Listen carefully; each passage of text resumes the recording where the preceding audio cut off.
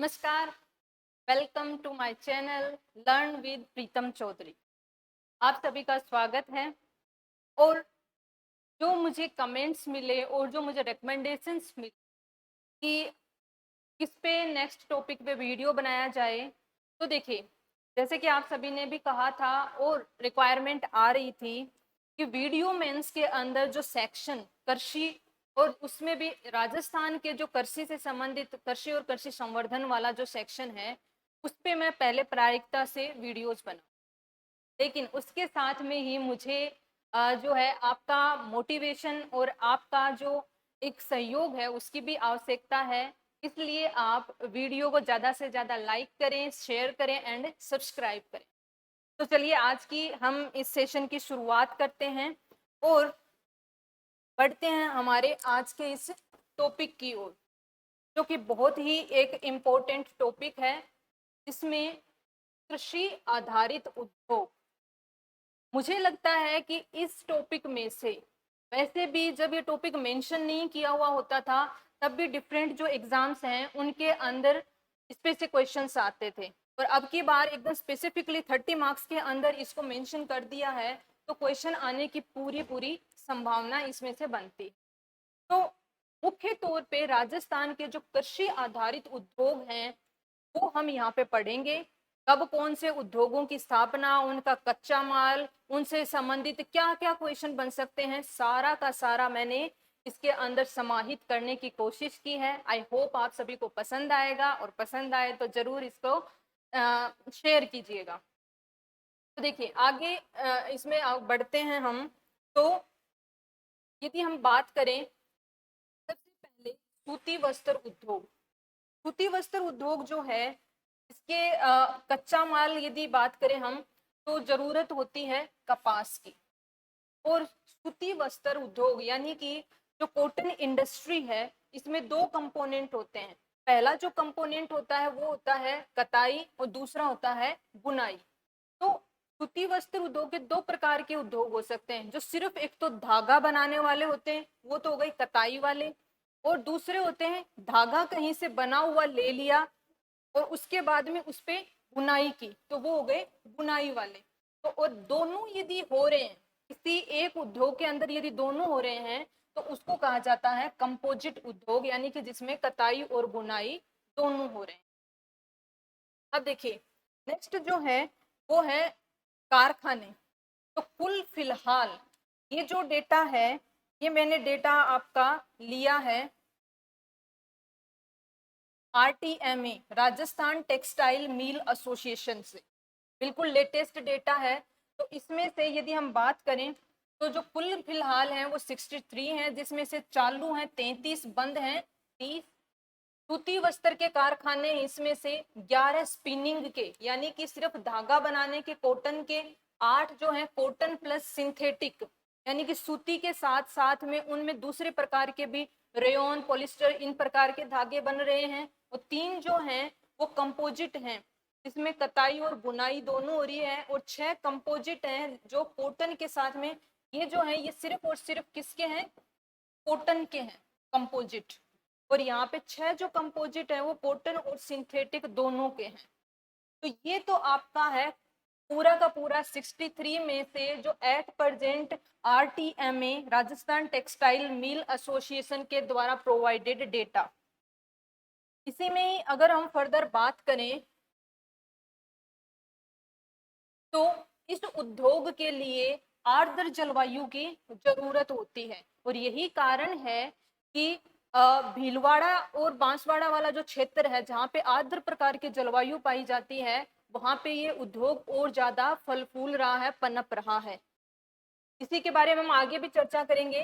2018 का यदि आधिकारिक डेटा देखें तो कुल जो सूती वस्त्र की मिल थी वो थी 23, जिसमें से 17 निजी, 3 PSU यानी कि पब्लिक सेक्टर यूनिट यानी कि सरकारी मिल, आम भाषा में कहें तो सरकारी, और 3 है सहकारी। सहकारी का मतलब कोऑपरेटिव, सहकारी क्षेत्र होता है, कोऑपरेटिव होता है। तो 3 हो गई। तो कैसे याद रखेंगे, 17 + 3 हो गई। अब ये जो 17 निजी हैं, इनमें से 13 जो हैं वो स्पिनिंग यानी कि सिर्फ और सिर्फ कताई करने वाली हैं। वो 4 हैं, वो कंपोजिट यानी कि कताई प्लस बुनाई दोनों करती हैं। पब्लिक सेक्टर यूनिट्स की यदि हम बात करें तो सरकारी जो हैं दो तो जो कारखाने थे वो आपके ब्यावर में, एक विजयनगर में, और तीनों ही जो हैं फिलहाल बंद हैं। तीनों में ही काम नहीं होता है, कपड़े का उत्पादन नहीं होता है। सहकारी क्षेत्र की 3 हैं, इसमें से 2 हैं वो तो हैं सिर्फ और सिर्फ धागा बनाने के लिए, और एक है आपकी वो कंपोजिट है। 2 में से एक है गंगापुर, गंगापुर कहाँ पे है? भीलवाड़ा में, और दूसरी है हनुमानगढ़ के अंदर। और जो कंपोजिट वाली है वो है गुलाबपुरा भीलवाड़ा में। देखिए ये वाला जो सेक्शन है ना, ये वाला सेक्शन बहुत ही इंपॉर्टेंट है। जो आधिकारिक डेटा वाली मैं बता रही हूँ 17+3+3, और इसमें से भी आपका ये वाला जो सेक्शन है सहकारी वाला, यहाँ से मतलब ये आपके लिए इंपॉर्टेंट हो जाता है, इसको बिल्कुल याद रखना है। एक तो गंगापुर भीलवाड़ा में, दूसरा गुलाबपुरा भीलवाड़ा में। गुलाबपुरा भीलवाड़ा वाली कौन सी है? उसमें कताई और बुनाई दोनों हो रही हैं, और एक है आपकी हनुमानगढ़ के अंदर। अब कुछ फैक्ट्स की बात कर लेते हैं जिसमें से क्वेश्चन डायरेक्ट भी पूछा जा सकता है। सूती वस्त्र का प्रथम कारखाना दी कृष्णा मिल्स। सूती वस्त्र का पहला कारखाना राजस्थान में कौन सा लगा था?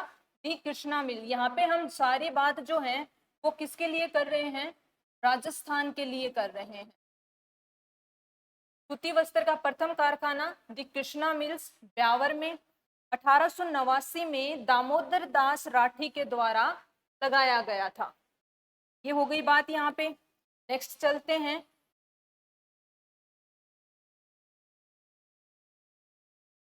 तो देखिए राजस्थान में सूती वस्त्रों की सर्वाधिक मील कहाँ पे है? भीलवाड़ा में है। इसी कारण से कॉटन की जो सर्वाधिक मील है वो भीलवाड़ा में, इसी कारण से राजस्थान का मैनचेस्टर और राजस्थान का बोस्टन। देखिए मैनचेस्टर जो शहर है ये है इंग्लैंड का, और बोस्टन जो शहर है ये है यूएसए का। तो उससे कंपेयर कर रहे हैं। तो राजस्थान का मैनचेस्टर और राजस्थान का बोस्टन दोनों ही किसको कहा जाता है?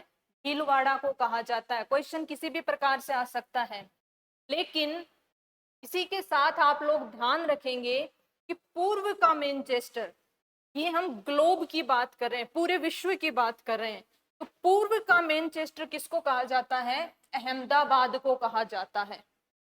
यहाँ पे राजस्थान का मैनचेस्टर, राजस्थान का बोस्टन का यदि क्वेश्चन आता है तो वो हो गया हमारा भीलवाड़ा, और यदि पूर्व का मैनचेस्टर हो गया तो अहमदाबाद हो गया।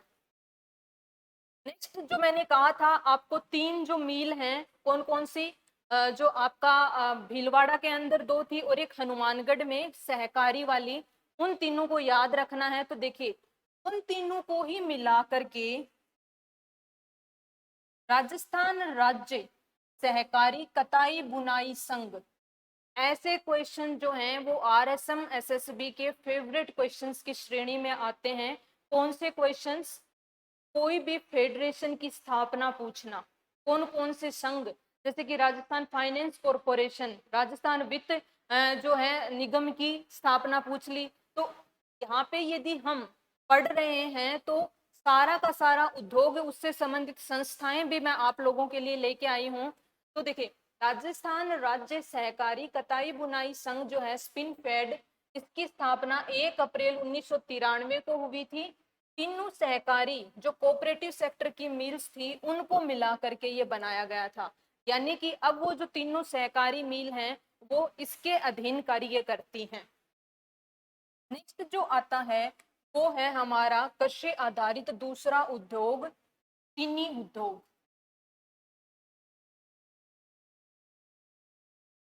जो शुगर इंडस्ट्री,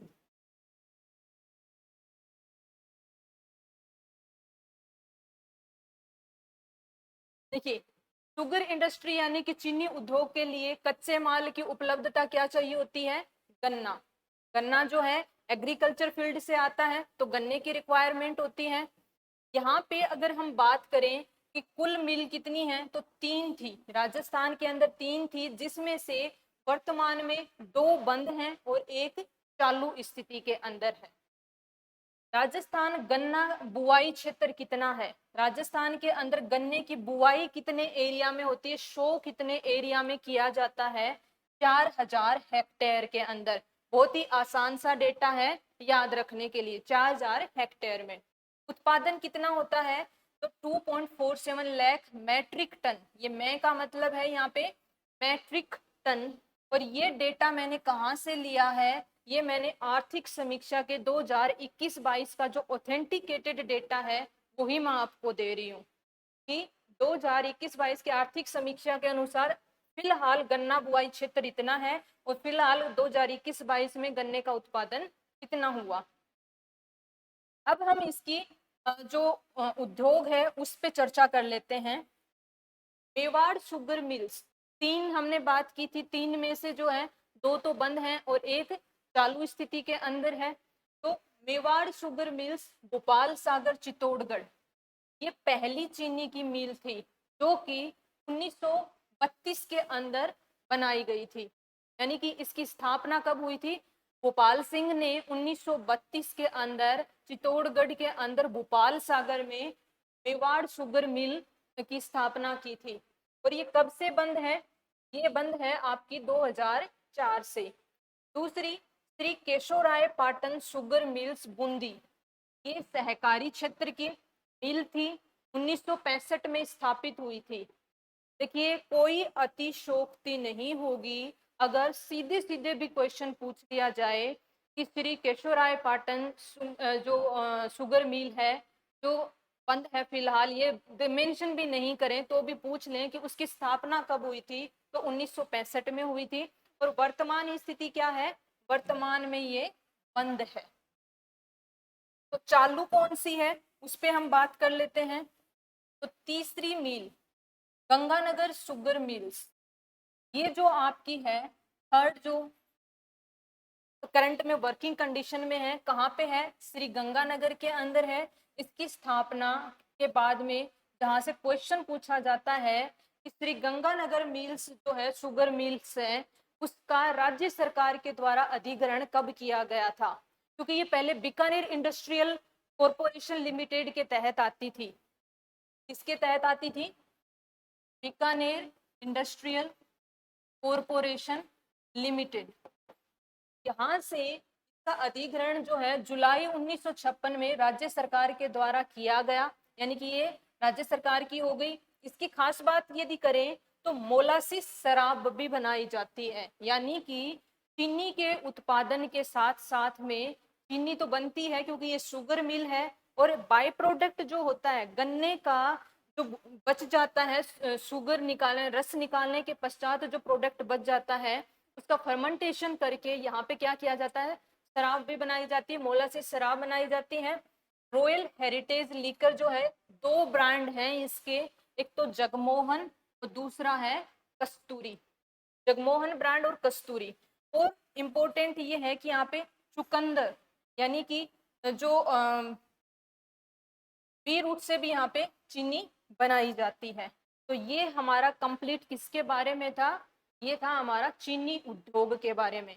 नेक्स्ट हम चलते हैं हमारे थर्ड इंडस्ट्री पे, वो है आपका वनस्पति तेल उद्योग। क्योंकि हमें सारी किसके बारे में पढ़ना है? कृषि आधारित उद्योग। आज का टॉपिक है हमारा कृषि आधारित। तो वनस्पति तेल उद्योग जो है इसका कच्चा माल है विभिन्न प्रकार के तिलहन की फसलें। देखिए फसलों में भी हमने पढ़ा है दलहन फसलें होती हैं, खाद्यान्न फसलें होती हैं, तिलहन फसलें होती हैं और व्यापारिक फसलें होती हैं। तो विभिन्न प्रकार की तिलहन फसलों का मतलब है कि वो फसलें जिनमें से तेल निकलता है, जिनसे तेल को प्रोड्यूस किया जाता है। कौन कौन सी फसलें हो सकती हैं इनमें से? जैसे कि तिल, तारामीरा, मूंगफली, अरसी, सरसों, ये सब किस में आती हैं? ये तिलहन वाली फसलों के अंदर आती हैं। ये चीजें भी हमारे सिलेबस में है, इन पे भी हम आगे प्रोसीड करेंगे। तो देखिए सबसे पहले यदि हम बात करें वनस्पति तेल उद्योग में तो सरसों तेल। अब एक चीज मैं आपको लोगों को यहाँ पे बताना चाहती हूँ कि सरसों के तेल के कोई 2 ही कारखाने या 2 ही इंडस्ट्री नहीं है। सरसों का तेल बनाने के बहुत सारे कारखाने हैं, क्योंकि हम एक चीज देखते हैं कि कुछ एरिया में जैसे कि भरतपुर संभाग है, वहां पे तो क्या होता है, सरसों का इतना उत्पादन होता है कि थोड़ी थोड़ी दूर पे ही कच्ची घानी लगी होती है, घानी होती है मतलब वो लोकल मशीन होती है जिसमें से सरसों का तेल निकाला जाता है। यहाँ पे क्वेश्चन जो है उनसे नहीं पूछा जा रहा कि वो कितनी यूनिट्स हैं, ऐसा क्वेश्चन नहीं आएगा। जो प्रसिद्ध चीजें हैं इस क्षेत्र की, इस फील्ड की, उनसे क्वेश्चन निकल के आएगा। तो सरसों के तेल के हमारे यहाँ पे जो दो प्रसिद्ध दो ब्रांड हैं, कौन सा, एक तो है आपका इंजन मार्का, तो दूसरा है केसरी। इंजन मार्का ब्रांड जो है इसकी यूनिट, इसका उद्योग लगा हुआ है भरतपुर में, और जो केसरी है इसका है निवाई टोंक के अंदर। अच्छे से याद करेंगे, इंजन मार्ग का उद्योग जो है सरसों का तेल उत्पादित करता है, भरतपुर के अंदर स्थापित है। केसरी जो है वो निवाई टोंक के अंदर लगा हुआ है। दोनों ही निजी क्षेत्र की हैं। किसकी हैं? निजी क्षेत्र की मिल है, प्राइवेट सेक्टर की है, न कि सहकारी या सरकारी। नेक्स्ट अगर हम बात करें वनस्पति घी, कि वनस्पति तेल से क्या बना सकते हैं, वनस्पति घी बना सकते हैं। तो देखिए वनस्पति घी कैसे बनता है, सबसे पहले तो उसी प्रोसेस पे भी मैंने थोड़ा सा बनाया है। तिल, तारा मीरा, मूंगफली, अलसी, इन सब से क्या निकलता है, तेल। और उसी तेल का हाइड्रोजनीकरण करके, यानी कि हाइड्रोजिनेशन, यदि हम बोले हाइड्रोजनाइजेशन करें, हाइड्रोजनीकरण करें, तो वनस्पति घी बनता है। प्रथम कारखाना जो है, सबसे पहले जो कारखाना है वो लगाया था 1964 के अंदर, 1964 में भीलवाड़ा में। और एक सहकारी जो है कारखाना जो काम कर रहा है वो मांडलगढ़ भीलवाड़ा के अंदर कर रहा है। और सर्वाधिक सर्वाधिक जो है वनस्पति घी की बात चल रही है यहाँ पे, सर्वाधिक जो है वो जयपुर के अंदर है। तो क्वेश्चन यहाँ पे तीनों में से आ सकता है कि वनस्पति घी का प्रथम कारखाना कहाँ पे है, लगाया गया भीलवाड़ा में 1964 के अंदर। वनस्पति घी की सहकारी क्षेत्र की मिल या कारखाना कहाँ पे है, मंडलगढ़ भीलवाड़ा में। वनस्पति घी से संबंधित सर्वाधिक उद्योग, कारखाने या यूनिट्स कहाँ पे हैं, जयपुर के अंदर। राजस्थान राज्य सहकारी तिलहन संघ, क्योंकि हम पढ़ रहे हैं तेल से संबंधित उद्योग, वो तेल से संबंधित उद्योगों को कौन संचालित करता है, कौन कंट्रोल करता है, कौन निर्देशित करता है, राजस्थान राज्य सहकारी तिलहन संघ। इसकी स्थापना हुई थी 1990 में। याद करेंगे कब हुई थी, 1990 में। इसका हेडक्वार्टर कहाँ पे है, जयपुर में है। तिल के तेल के सर्वाधिक कारखाने जो है सुमेरपुर पाली में है। वेरी वेरी इंपॉर्टेंट, मैंने ऑलरेडी यहाँ पे स्टार बनाया है, आप लोग भी अपने नोट्स में स्टार बना लीजिए कि तिल के तेल के सर्वाधिक कारखाने कहाँ पे हैं, सुमेरपुर पाली के अंदर हैं। इसी प्रकार से तिलहन जैसे कि मतलब तेल निकालने वाले में बात करें तो ग्वारगम उद्योग भी आता है। तो ग्वारगम जो उद्योग है वो सर्वाधिक कहाँ पे फला फूला हुआ है, जोधपुर में। और ग्वारगम की फैक्ट्री वगैरह कितनी है ये अलग चीज है, उस पर क्वेश्चन नहीं आता क्योंकि वो बदलती रहती हैं। एक ही वित्तीय वर्ष में हो सकता है कि 5 नई फैक्ट्री चालू हो गई हो, और उसी वित्तीय वर्ष में हो सकता है नई तो चालू नहीं हुई, जो चल रही थी उसमें से भी कोई 2-3 बंद हो गई हो, तो उस पर क्वेश्चन नहीं आता है। इस प्रकार के क्वेश्चन आने की होती हैं जो जर्नलाइज्ड होते हैं। नेक्स्ट अगर हम बात करें तिलहन उत्पादन, अगेन ये लेटेस्ट डेटा है आपके लिए आर्थिक समीक्षा से, 2021-22 की आर्थिक समीक्षा का डेटा मैंने यहाँ पे समाहित कर लिया है। तिलहन उत्पादन 59.07 लाख हेक्टेयर में तो इसका बुआई हुई है, क्षेत्रफल है जिसमें तिलहन की फसलें। तिलहन के अंदर सिर्फ तिल नहीं है, फिर से मैं बता रही हूँ, तिलहन के अंदर वो सब आते हैं जिनसे तेल उत्पादित होता है, जो हमने ऊपर पढ़ी है, सरसों, तारा मीरा, जो आपकी तिल है, इन सबको। 92.04 लाख मैट्रिक टन जो है वो उत्पादन हुआ है। देश के कुल तिलहन उत्पादन में योगदान कितना है राजस्थान का, इसकी बात कर रहे हैं उत्पादन में, यहाँ पे लिख लेंगे राजस्थान का योगदान 20.30% है। और बहुत ही खुशी की भी बात है कि प्रथम स्थान पे हैं हम देश में, यानी कि कुल तिलहन उत्पादन 20.30। कितना आसान डेटा है, 20-30। इसको ऐसे बोलिए 2-4 बार कि तेल का उत्पादन कितना % करते हैं पूरे देश का, हम 20-30 करते हैं, 20-30 यानी कि 20.30% करते हैं। और ऐसा करने से हम क्या हैं, फर्स्ट पोजीशन पे हैं, तिलहन उत्पादन में प्रथम स्थान पे हैं। अब हम बढ़ते हैं नेक्स्ट हमारे उद्योग की ओर, जो है कागज उद्योग। देखिए, आप लोग भी सोच सकते हैं कि कागज उद्योग जो है वो कृषि आधारित उद्योग कैसे हुआ।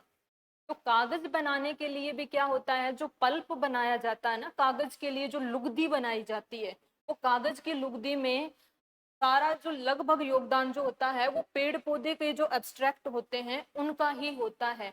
पेड़ पौधों का जो दल होता है, पल्प होता है, फूल होते हैं, पत्तियां होती हैं, उन सब से ही मिला करके क्या किया जाता है, कागज बनाया जाता है।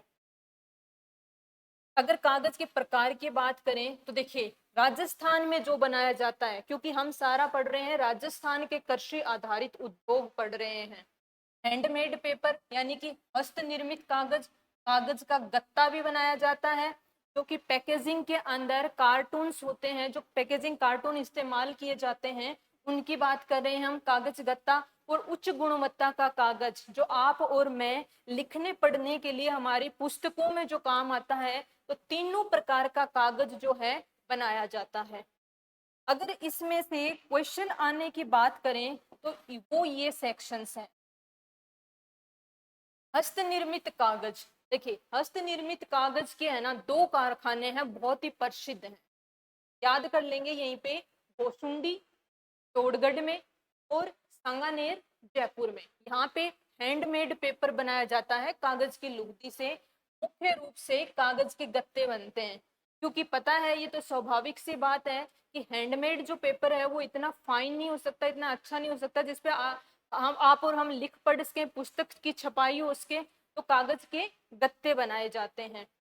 दूसरा, पेपर मेसी उत्पाद, यानी कि पेपर यानी कि कागज, कागज से और अन्य क्या उत्पाद बनाए जा सकते हैं, वो सब भी किस में आएंगे, आपके कागज उद्योग के अंदर आएंगे।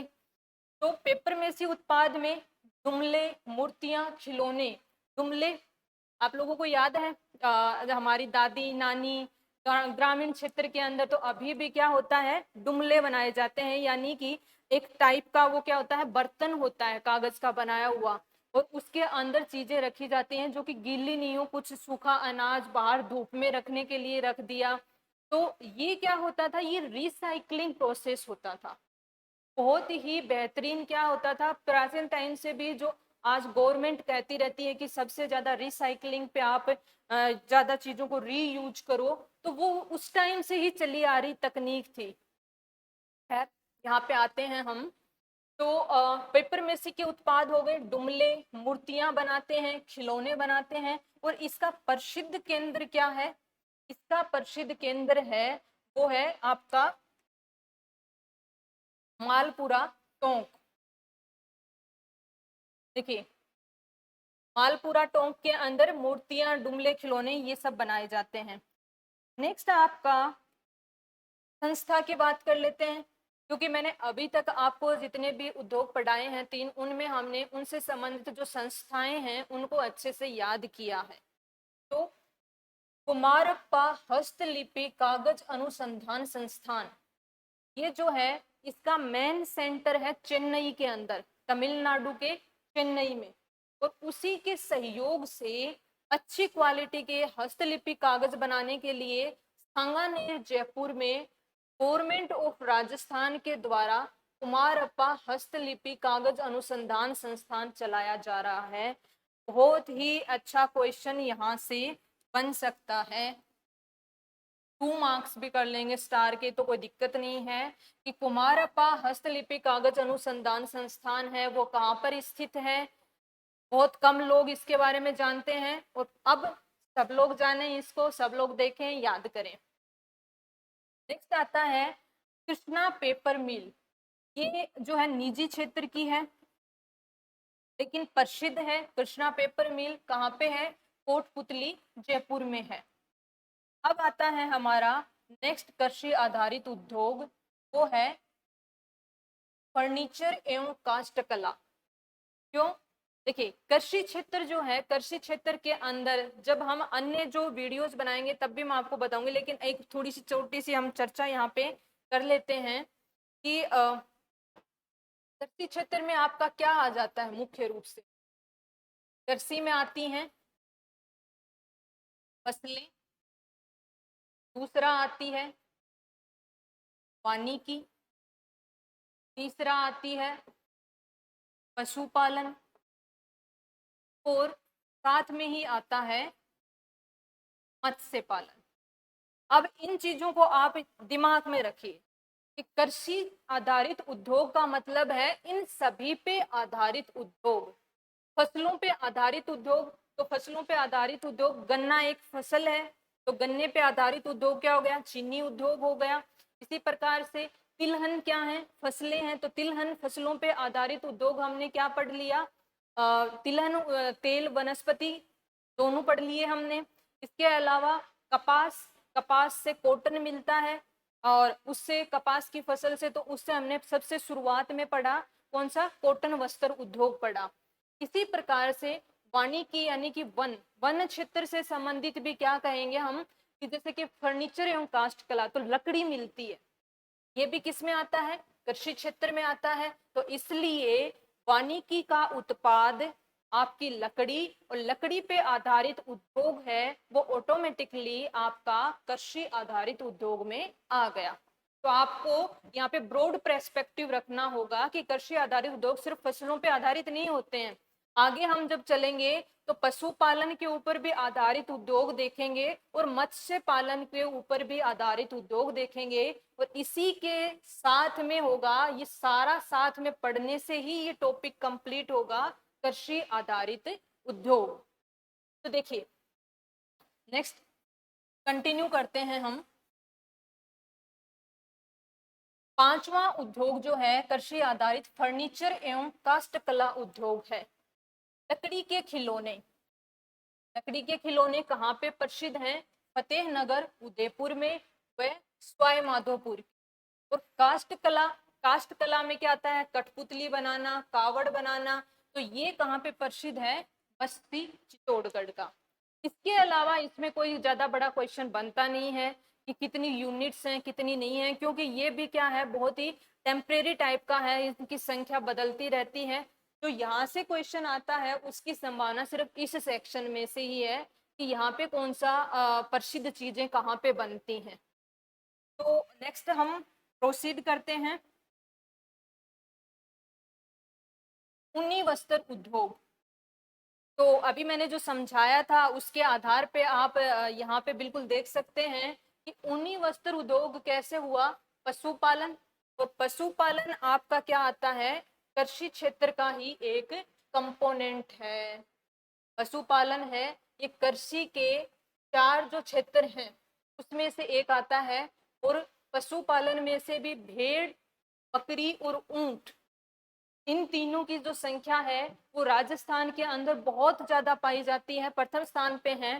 तो इनका जो प्रोडक्ट है ऊन, तो कच्चा माल क्या हो गया? ऊनी वस्त्र उद्योग के लिए ऊन हो गया। और किन से मिलती है? भेड़, बकरी और ऊंट से मिलती है।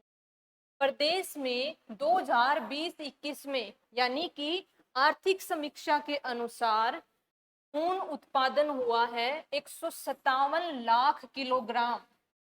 कितना हुआ है? मेरे साथ रिपीट कीजिए, 157 लाख किलोग्राम का ऊन उत्पादन हुआ है लेटेस्ट डेटा के अनुसार। ऊन व ऊनी कपड़े से निर्यात कितने रुपए का हुआ है? 62.30 करोड़ रुपए, यानी कि 62.30 करोड़ रुपए का निर्यात किया है। अगर हम यहाँ पे बात करें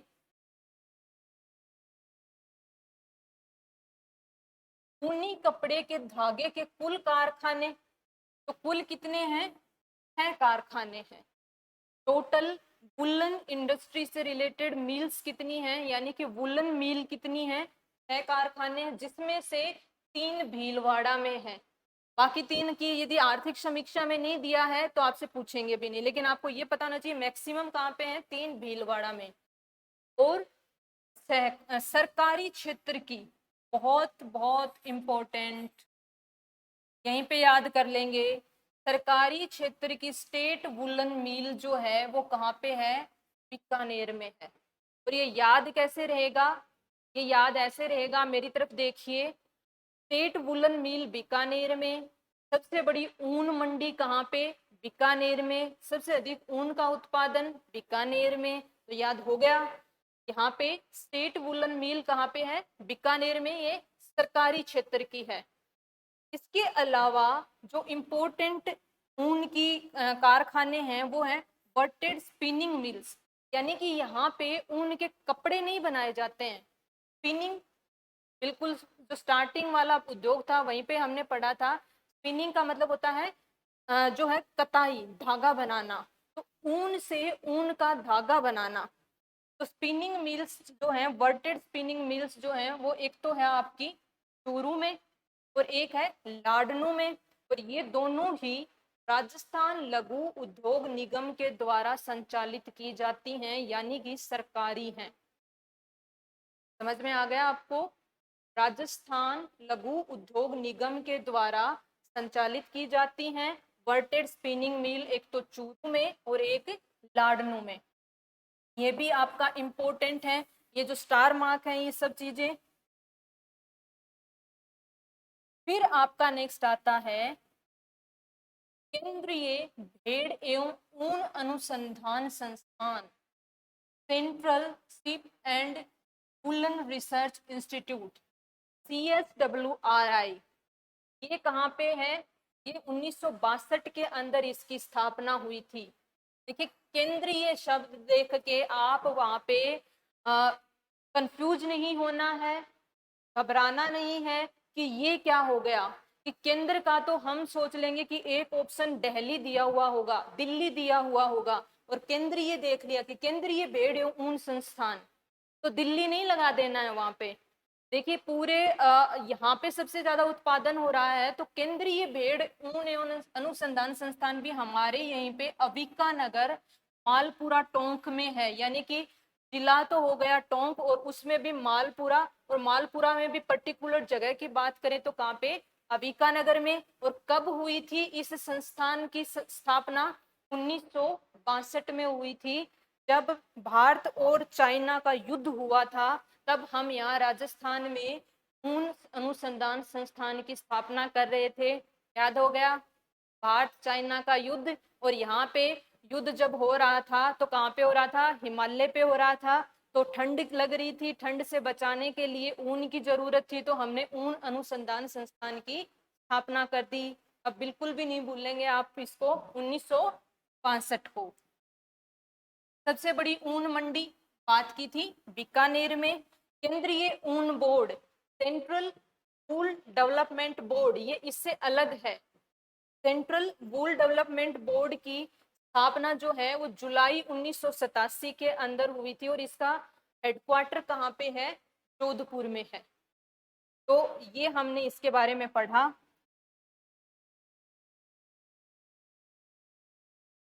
नेक्स्ट इंपोर्टेंट उद्योग आता है डेयरी उद्योग।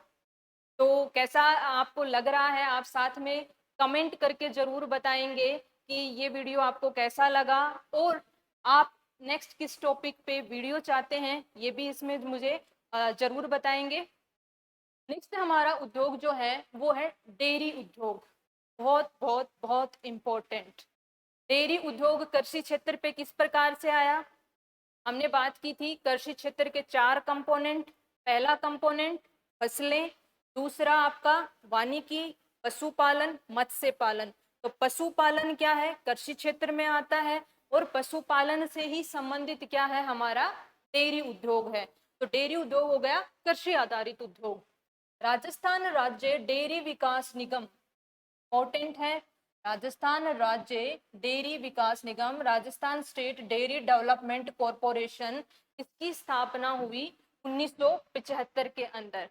लेकिन ये थोड़ा ज़्यादा एक्टिवली काम नहीं कर पाया, ज़्यादा एक्टिव काम नहीं कर पाया, तो फिर Rajasthan cooperative dairy federation RCDF, Rajasthan सहकारी डेयरी जो है फेडरेशन की स्थापना हुई फिर 1977 के अंदर। इसका मुख्यालय है जयपुर में। और इस कोऑपरेटिव डेयरी का यानी कि सहकारी जो डेयरी है, इसका ब्रांड नेम क्या है?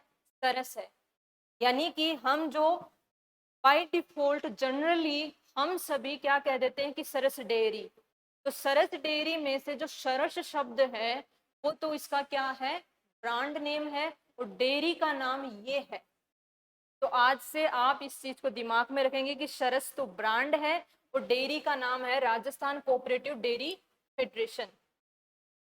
अब देखिए ये किस प्रकार से कार्य करती है, इसकी ही बात कर रहे हैं हम, राजस्थान कोऑपरेटिव डेयरी फंड की फेडरेशन की बात कर रहे हैं। तो देखिए ग्राम स्तर पे सबसे पहला स्तर जो होता है ग्राम स्तर होता है, दूसरा जिला स्तर होता है और तीसरा राज्य स्तर होता है। इस प्रकार से इसका पूरा ऑर्गेनाइजेशन बना हुआ है सरस डेयरी का। तो ग्राम स्तर पे होता है प्राथमिक दुग्ध उत्पादक सहकारी समिति। तो लेटेस्ट डेटा के अनुसार, आर्थिक समीक्षा के अनुसार 16,531 जो हैं प्राथमिक दुग्ध उत्पादक सहकारी समिति हैं। कितनी है? 16531। अगर ऑप्शन आए तो शुरू में 1, लास्ट में 1। ये तो याद रख ही लेना कि 1 से शुरू हुआ है और 1 पे खत्म हुआ है। मान लीजिए आपकी किस्मत अच्छी है, हमारी काम कर रही है, तो पूरा डेटा याद नहीं है तो भी 1 और 1 याद है तो भी हम ऑप्शन टिक कर देंगे। जिला स्तर पे जिला दुग्ध संघ हैं, वो सभी जिलों में नहीं बने हुए हैं, 23 जिलों में बने हुए हैं। तो 23 जो हैं जिला दुग्ध संघ बने हुए हैं। और राज्य स्तर पे हमारा राजस्थान कोऑपरेटिव डेयरी फेडरेशन जो कि मुख्यालय कहाँ पे है? जयपुर में, ये काम करता है। इसकी अन्य इकाइयां यानी कि प्रत्येक स्तर पे कौन कौन सी इकाई हो सकती है? दुग्ध संग्रहण केंद्र होते हैं, अवशीतन केंद्र होता है। अवशीतन का मतलब हो गया कोल्ड स्टोरेज, जहाँ पे दूध को इकट्ठा करके दूध को बहुत ज्यादा ठंडा किया जाता है ताकि उसमें उपस्थित जो बैक्टीरिया जो को दूध को फट सकता है, दूध खराब हो सकता है, उसको खत्म करने के लिए। फिर दुग्ध पाउडर के भी कारखाने हैं। दुग्ध पाउडर के जो हैं सरकारी क्षेत्र के 7 कारखाने हैं। और निजी क्षेत्र का लेटेस्ट जो दूध से मिल्क पाउडर बनाने का, जो कंडेंस्ड मिल्क पाउडर बनाने का कारखाना है, वो कोटा के अंदर खोला गया है। ये बिल्कुल अभी की न्यूज है, ज्यादा दिन पुरानी नहीं है, तो ये आप याद रखेंगे। निजी क्षेत्र में कहाँ पे खोला गया है? कोटा में खोला गया है। और दुग्ध उत्पाद जो पाउडर बनाने के सरकारी क्षेत्र के हैं वो 7 हैं। पशु आहार केंद्र सहकारी क्षेत्र के, देखिए मैं बार बार 2 नाम लूंगी, आप बिल्कुल इसको अलग अलग ही याद रखेंगे। एक तो सरकारी और एक सहकारी। सरकारी का मतलब टोटली क्या हो गया? पूर्ण रूप से सरकार का हो गया। और सहकारी में क्या होता है? सरकार का भी योगदान होता है और निजी क्षेत्र का भी होता है। और मतलब लोग यहाँ पे सब लोग सहकार, कोऑपरेटिव फेडरेशन क्या होती हैं? कोऑपरेटिव होती हैं कि मान लीजिए 10 लोग हैं, 10 लोगों ने क्या किया? मिलकर के ग्रुप बना लिया और वो ग्रुप जो है वो उस यूनिट को, उस कार्य को, उस कारखाने को चला रहा है आपस में सहयोग करके, वो हो गया कोऑपरेटिव, सहकारी हो गया। हालांकि इसमें सरकार क्या योगदान करती है?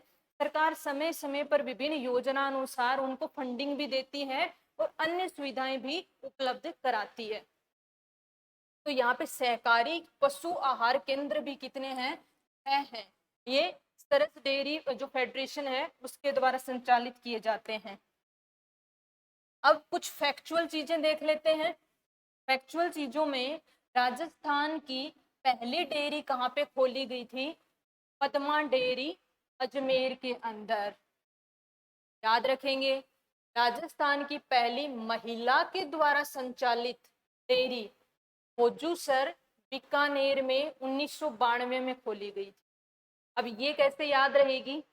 1992 में क्या हुआ था, बाबरी मस्जिद गिराई जा रही थी। बाबरी मस्जिद विध्वंस जब हो रहा था तो यहाँ पे भोजूसर में जो महिला है उनको ऐसा लगा कि हमें कुछ उल्टा इनोवेटिव करना चाहिए, तो उन्होंने क्या किया, पहली महिला के द्वारा डेयरी खोली गई थी भोजूसर बीकानेर 1992 में। इस तरीके से जो चीजें हम थोड़ा सा रिलेट कर लेते हैं ना, मुख्य तौर पे जो सन याद करने वाली चीजें होती हैं, वर्ष याद करने होते हैं, इससे हमें आसान रहता है ऑप्शन को क्लिक करना। राज्य का सबसे बड़ा डेयरी प्लांट रानीबाड़ा जालोर के अंदर है। राजस्थान का दूध उत्पादन में देश में स्थान कौन सा है, to be very proud, second स्थान है।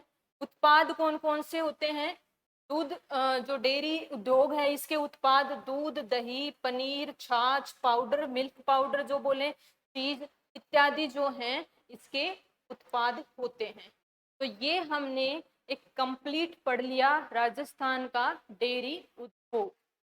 नेक्स्ट हम चलते हैं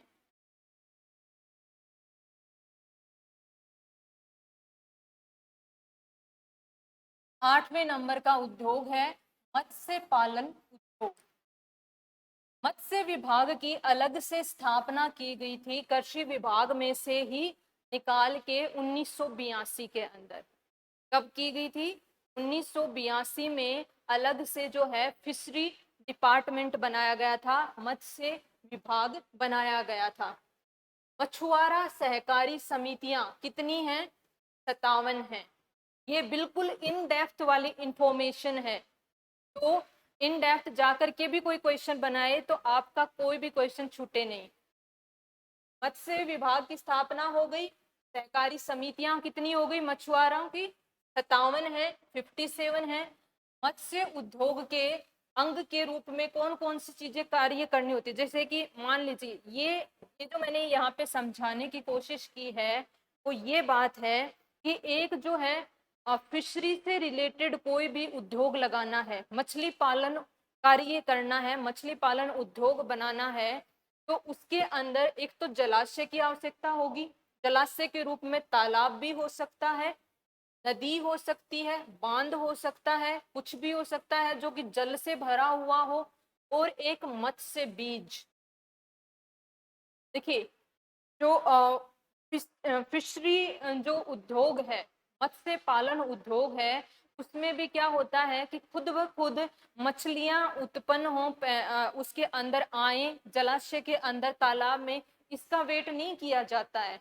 अलग से मछली के जो बीज होते हैं, यानी कि जो छोटी छोटी फिश होते हैं, लार्वा होते हैं, वो ला करके डाले जाते हैं उस तालाब में, और वो फिर बड़ी होकर के मछली बनती है। उनको तो बस फीड किया जाता है, उनका ध्यान रखा जाता है, उनको पाला जाता है, इसीलिए शब्द है मत्स्य पालन।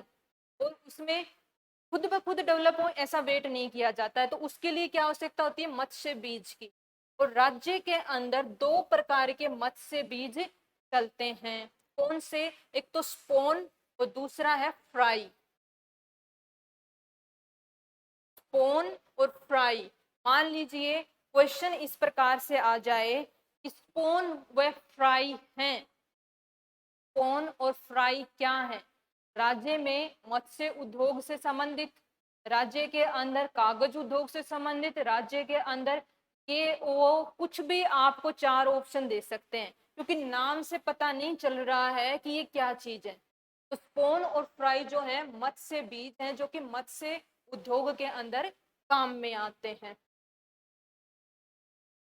अब आजीविका मॉडल, जिसके अंदर शून्य राजस्व मॉडल, यानी कि राज्य सरकार के द्वारा आजीविका मॉडल चलाने का उद्देश्य कोई राजस्व की कमाई करना नहीं है, कोई किसी भी प्रकार का टैक्स वसूलना नहीं है, बल्कि ये आदिवासी मछुआरों के हेतु एक योजना है, एक मॉडल है।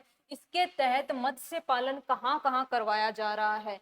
तो बहुत ही अच्छा, ये मैंने इंफॉर्मेशन जो है आपकी ली है आर्थिक समीक्षा 2021-22 से, बिल्कुल लेटेस्ट और ऑथेंटिकेटेड इंफॉर्मेशन ये है कि आजीविका मॉडल। तो सबसे पहले तो आपको क्या पता होना चाहिए कि आजीविका मॉडल किससे संबंधित है, मत्स्य पालन से संबंधित है। दूसरी चीज आदिवासी मछुआरों के लिए है, नॉर्मल लोगों के लिए नहीं है। आप और मैं कोई मछली पालन उद्योग लगाना चाहें, हम कोई हेचरी खोलना चाहें, तालाब खोलना चाहें, तो उसके लिए नहीं है। ये पर्टिकुलरली आदिवासी मछुआरों हेतु है। तो क्योंकि शून्य राजस्व है, उनके उत्थान के लिए है। इसके तहत देशमंद झील उदयपुर, माही बजाज सागर बांसवाड़ा और कडाना बैक वाटर डूंगरपुर, तीनों के तीनों याद रखेंगे आप लोग। आजीविका मॉडल किसके लिए है, किस क्षेत्र के लिए है और कौन कौन सी जगह पे लागू हो रहा है। देशमंद उदयपुर, माही बजाज सागर बांसवाड़ा और कडाना बैक वाटर डूंगरपुर।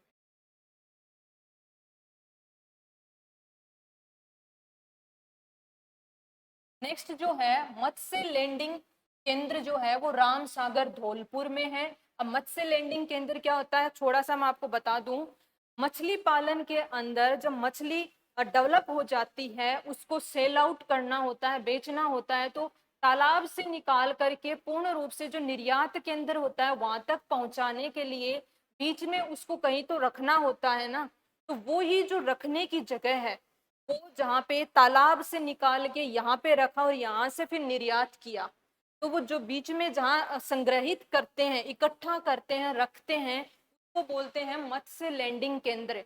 तो इसकी क्या आवश्यकता हो गई डेवलप करने की। अगर देखिए अच्छा डेवलप्ड मत्स्य लैंडिंग केंद्र नहीं होगा तो क्या होगा, वो मछलियां मर सकती हैं, खराब हो सकती है, नुकसान हो जाएगा।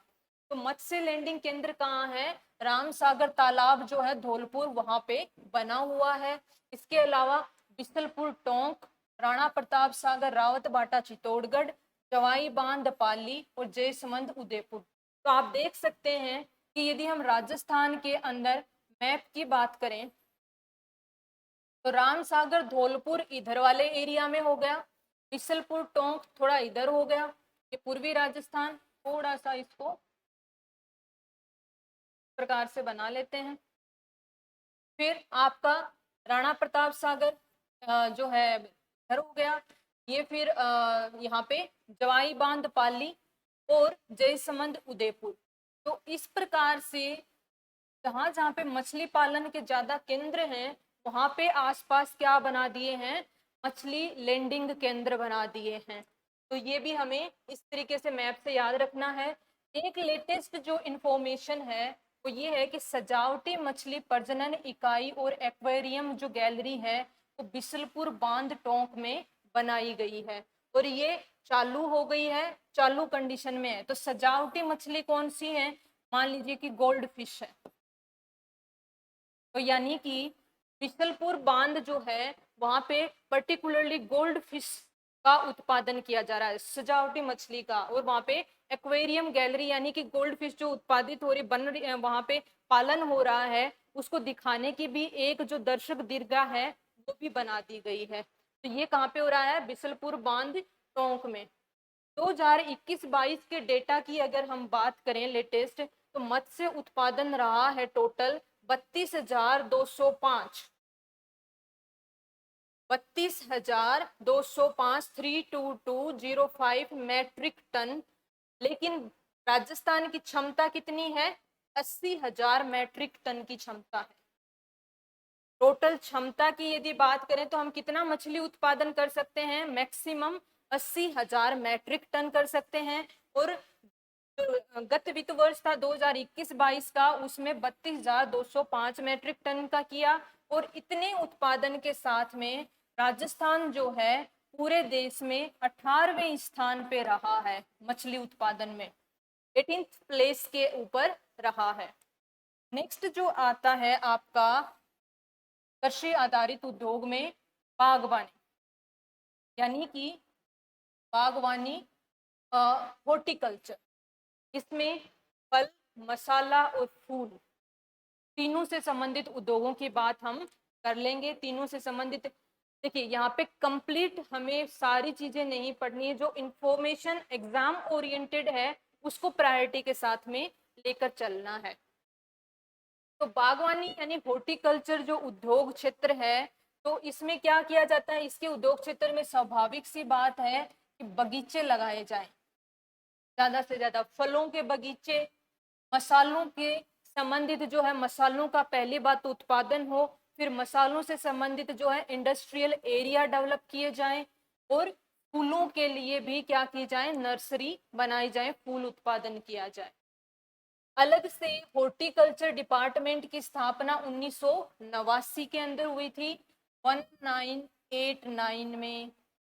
सबसे पहले अगर हम बात करें जोजोबा फार्मिंग की जाती है।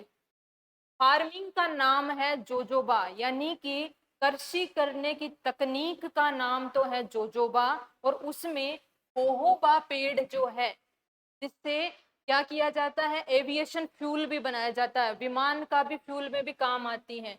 ये इजराइल द्वारा विकसित तकनीक है। इसके फार्म जो हैं फतेहपुर सीकर और ढंड उदयपुर, दोनों नाम याद रखेंगे आप, फतेहपुर सीकर और ढंड उदयपुर जयपुर में जो है यहाँ पे जोजोबा फार्मिंग की जा रही है।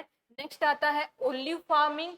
ओलिव फार्मिंग का जो मुख्यालय है, ओलिव ऑयल काफी महंगा बिकता है, तो उसका मुख्यालय बनाया गया है ढिंढोल। ढिंढोल कहाँ है, जो बस्सी जयपुर के अंदर।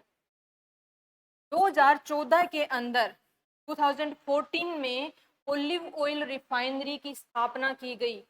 तो सीधा सीधा क्वेश्चन बनता है कि राजस्थान में ओलिव ऑयल रिफाइनरी की स्थापना कब की गई, राजस्थान में ओलिव ऑयल रिफाइनरी की स्थापना कहाँ की गई। दो क्वेश्चन हो गए हैं। तो लूणकरणसर बीकानेर में और 2014 में की गई। 4 जिले गंगानगर, बीकानेर, नागौर और जालोर, यहाँ पे ओलिव फार्मिंग की जा रही है 4 जिलों के अंदर। नेक्स्ट जो है बागवानी क्षेत्र के अंदर आता है आपका खजूर फार्मिंग। ये यूएई की सहायता से, ऊपर वाले दो किसकी सहायता से थे, इजराइल की सहायता से थे। यूएई की सहायता, संयुक्त अरब अमीरात, यूनाइटेड अरब अमीरात की सहायता से। बीकानेर का पूरा संभाग, बीकानेर संभाग में क्या क्या आता है, बीकानेर, चूरू, हनुमानगढ़ और गंगानगर प्लस जैसलमेर। तो यहाँ पे खजूर की खेती की जा रही है, फार्मिंग की जा रही है। मुख्य कंपनी जो है वो अतुल राज डेट पाम लिमिटेड है, ARDPL इस क्षेत्र की प्रमुख कंपनी है अतुल राज डेट फार्म लिमिटेड। और इसी कंपनी ने खजूर टिश्यू कल्चर लैब ओपन की है, कहाँ पे, जोधपुर में। जोधपुर में ही अतुल राज डेट फार्म लिमिटेड ने टिश्यू कल्चर लैब, देखिए खजूर की खेती के अंदर जल्दी से पौधा जो है फल दे, इसके लिए टिश्यू कल्चर की जाती है, यानी कि जो एक तकनीक होती है, ये एक अलग विषय है हमारा बोटनी का। आप यहाँ पे याद रखेंगे टिश्यू कल्चर लैब जो है वो जोधपुर। प्रस्तावित जो है ये कौन कौन सी चीजें प्रस्तावित, चौथे टाइप की फार्मिंग जो बात कर रहे हैं हम, एक तो लीची की फार्मिंग और दूसरा पिस्ता फार्मिंग। लीची की फार्मिंग कुंभलगढ़ और बांसवाड़ा यहाँ पे प्रस्तावित है। लीची जो फ्रूट होता है उसके बगीचे लगाना, फार्मिंग का मतलब बगीचे लगाना। तो लीची के बगीचे कुंभलगढ़ और बांसवाड़ा में लगाए जाने प्रस्तावित हैं। वहाँ की जलवायु, वहाँ की मिट्टी, वहाँ की आबो हवा का पूर्ण रूप से अध्ययन करके फिर उसके पश्चात इस पे कार्य होगा। इसी प्रकार से पिस्ता की फार्मिंग बीकानेर में किया जाना प्रस्तावित है। Mission for integrated development of horticulture, ये 2015-16 के अंदर स्टार्ट हुआ था। ये बहुत ही इम्पोर्टेंट मिशन है, बहुत ही केंद्र सरकार के द्वारा जो है स्पॉन्सर्ड है। Mission for integrated development of horticulture कब शुरू हुआ था, 2015-16 में। केंद्र और राज्य, सेंटर और स्टेट, सी और एस का मतलब हो गया सेंटर और स्टेट की 60-40 की इसमें क्या है, सहभागिता है। यानी कि 60% जो पैसा है वो केंद्र देता है और 40% राज्य लगाता है। नेक्स्ट अगर हम बात करें फैक्ट्स की, तो राजस्थान में अलग से पुष्प मंत्रालय भी है, यानी कि फ्लोरिकल्चर डिपार्टमेंट भी है, फ्लोरिकल्चर मिनिस्ट्री भी है। वो कब हुई थी, 2014-15 से। बहुत कम लोग ये जानते होंगे कि हमारे राजस्थान में 2014-15 से फ्लोरिकल्चर मिनिस्ट्री एक अलग से है, पुष्प मंत्रालय है। केंद्रीय बेर अनुसंधान संस्थान, क्योंकि ये भी बागवानी से संबंधित है, कहाँ पे है, बीकानेर में। बेर अनुसंधान संस्थान जो है, कई लोग याद कर लेते हैं चोमू, कि चोमू के बेर प्रसिद्ध हैं। भले ही चोमू के बेर प्रसिद्ध हैं, लेकिन हमें एग्जाम के लिए क्या याद रखना है कि अनुसंधान संस्थान कहाँ पे है, बीकानेर में है। इसी तरीके से खजूर अनुसंधान, ये तो याद रखना आसान है, क्योंकि हमने देखा था खजूर की खेती के लिए मैंने क्या बोला, बीकानेर संभाग, यानी कि ज्यादा कंसंट्रेटेड कहाँ पे है खजूर की खेती, बीकानेर। तो इसका अनुसंधान संस्थान भी क्या हो जाएगा, बीकानेर हो गया। अंतरराष्ट्रीय बागवानी नवाचार प्रशिक्षण केंद्र, जो कि लेटेस्ट खुला हुआ है थोड़े टाइम पहले, दुर्गापुरा जयपुर के अंदर। यानी कि बागवानी के क्षेत्र में लेटेस्ट इनोवेटिव तरीके क्या अपनाए जा सकते हैं, किस प्रकार से जो है बगीचे नए तरीके से बनाए जाएं, कौन सी नई तकनीकें अपनाई जाएं, उत्पादन बढ़े, इसका प्रशिक्षण देने का जो केंद्र है वो दुर्गापुरा जयपुर में है।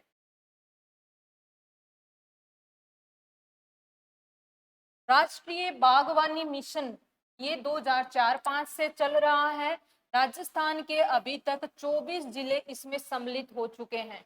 राष्ट्रीय बागवानी मिशन 2004-5 से, और राजस्थान के 24 जिलों में नोडल एजेंसी इसकी कौन सी है, Rajhans, Rajasthan horticulture and nursery society. R जैसे राजस्थान, एच से हॉर्टिकल्चर एंड नर्सरी सोसाइटी, यानी कि राजहंस। ये राजस्थान में 2006-7 से कार्य कर रही है, और नेशनल लेवल पे ये कब से शुरू हो गया था, 2004-5 से हो गया था।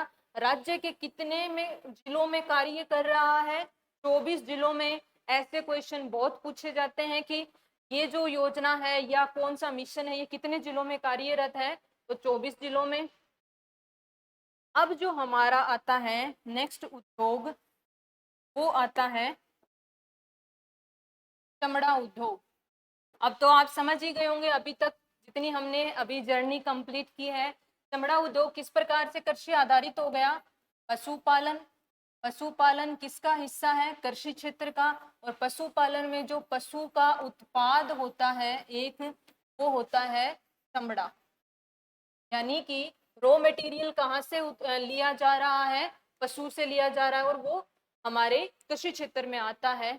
तो चमड़ा उद्योग, इससे संबंधित सिर्फ कुछ चीजें ही आपको याद करनी है। लेटेस्ट तो ये है कि लेदर कॉम्प्लेक्स। लेदर कॉम्प्लेक्स का मतलब है कि यहाँ पे चमड़े से संबंधित, लेदर से संबंधित प्रशिक्षण और उसके उत्पाद जो हैं उनके बारे में बताया और बनाया जाएगा। वो है कहाँ पे, मानपुरा माचेड़ी जयपुर के अंदर। चर्म उद्योग प्रशिक्षण केंद्र कहाँ कहाँ पे हैं, जयपुर के अंदर हस्तेड़ा और उदयपुरिया। कौन कौन सी जगह हो गई जयपुर में, 2 जगह, हस्तेड़ा और उदयपुरिया। इसके अलावा अलवर में है, बाड़मेर में proper Barmer city, and Jaisalmer. यहाँ पे क्या है, चर्म उद्योग प्रशिक्षण केंद्र हैं। अब चमड़े से संबंधित उद्योग कितने हैं, देखिए चमड़े से संबंधित उद्योगों की यदि गणना की जाए तो वो मतलब वैसे पॉसिबल नहीं, क्योंकि आप सभी भी जानते हैं कि गलियों गलियों में भी क्या होते हैं, मोची बैठे रहते हैं, और वो चमड़े की जूतियां, चमड़े के पर्स। अगर हम जयपुर में ही बात कर लें तो न जाने कितनी दुकानें हैं। वो छोटी छोटी क्या है, सूक्ष्म इकाइयां ही तो हो गई। तो सूक्ष्म इकाई, बड़ी इकाई, इस प्रकार से क्वेश्चन न पूछ के आपको चर्म उद्योग या चमड़ा उद्योग से क्वेश्चन पूछा जाएगा, तो आई थिंक, मेरा ये अनुमान है, जितना मेरा अनुभव है, इस प्रकार से क्वेश्चन पूछा जाएगा। संख्या आधारित क्वेश्चन यहाँ पे नहीं पूछा जाएगा। फिर भी कुछ कह नहीं सकते, लेकिन यहाँ पे हम मोस्ट प्रोबेबल कंडीशंस को लेकर के चल रहे हैं। ये आपके हो गए 4 प्रशिक्षण केंद्र हो गए। उत्पाद की बात करें तो जूते, कपड़े, विभिन्न सजावटी वस्तुएं, ये सब बनाई जाती हैं। और चमड़े से संबंधित, चमड़े का जो उद्योग है उससे संबंधित जो मुख्य जिले हैं वो जोधपुर, जालोर, बीकानेर और नागौर हैं। सर्वाधिक प्रसिद्ध जुतियां कहाँ की हैं, सर्वाधिक प्रसिद्ध जुतियां हैं भीनमाल जालोर की। भीनमाल कहाँ पे है, जालोर में है। तो यहाँ की जो जूतियां हैं वो प्रसिद्ध है, भीनमाली जूतियां। नाम भी काफी प्रचलित है, सीधे सीधे बोला जाता है भीनमाली जूतियां। तो इस प्रकार हमने जो है कृषि आधारित मुख्य रूप से राजस्थान में संचालित 10 प्रकार के उद्योग पढ़े। अब हम थोड़ी से कृषि आधारित उद्योगों के ही कुछ अन्य फैक्चुअल चीजें पढ़ लेते हैं, जैसे कि फूड पार्क, क्योंकि ये भी कृषि आधारित है। फूड पार्क में होता क्या है, कच्चा मटेरियल जैसे कि आलू लेके आए, आलू से चिप्स बनाना, इस प्रकार से होता है फूड पार्क। जो है रो मसाले लेकर के आ गए, साबुत धनिया, तो उसको पीसा गया। तो ये सब चीजें जो बड़ी बड़ी लेवल पे होती हैं, कारखाना टाइप में होती हैं। राजस्थान में 6 फूड पार्क हैं। एक मेगा फूड पार्क है, वो अजमेर में है, और 5 जो है इन 4 जगहों पे हैं, तो कोई एक जगह पे 2 हैं। ये आर्थिक समीक्षा में मेंशन नहीं कर रखा था, तो हमें भी इतना ही याद रखना कि 6 है, जिसमें से मेगा फूड पार्क अजमेर में है, बाकी 4 जगहों में से 5 हैं। 2 जो हैं एग्री एक्सपोर्ट जोन बनाए गए हैं, ये इंपॉर्टेंट है। यानी कि एग्रीकल्चर से रिलेटेड जो उत्पाद हैं उनको एक्सपोर्ट करने के लिए, उनको निर्यात करने के लिए, यानी कि कृषि निर्यात केंद्र बनाए गए हैं। तो एक तो धनिया निर्यात करने के लिए, और वो जो बनाया गया वो कोटा संभाग का जो सेंटर यानी कि कोटा में, वो किस किस को कवर करता है, कोटा संभाग पूरे को कवर करता है, और चित्तौड़ भी है। चित्तौड़ वैसे मेवाड़ संभाग में, उदयपुर संभाग में आता है, लेकिन यहाँ पे कोटा संभाग और चित्तौड़ के लिए धनिया एक्सपोर्ट, धनिया निर्यात केंद्र कहाँ पे है, कोटा में, कोरिएंडर का है। और एक जीरा, जीरा जो है के लिए नागौर, बाड़मेर, जालोर, पाली और जोधपुर को कवर करते हुए यहाँ पे एक केंद्र यहाँ पे बनाया गया है। तो ये पूरा एक हमने पूरा सेशन कंप्लीट किया राजस्थान के कृषि आधारित उद्योगों के बारे में। आई होप आपको इंटरेस्टिंग लगा होगा, और इंटरेस्टिंग लगा है तो लाइक, शेयर एंड सब्सक्राइब जरूर कीजिएगा, क्योंकि ये मुझे मोटिवेट करता है और ज़्यादा मेहनत करने के लिए। मिलते हैं नेक्स्ट वीडियो के साथ। Thank you so much.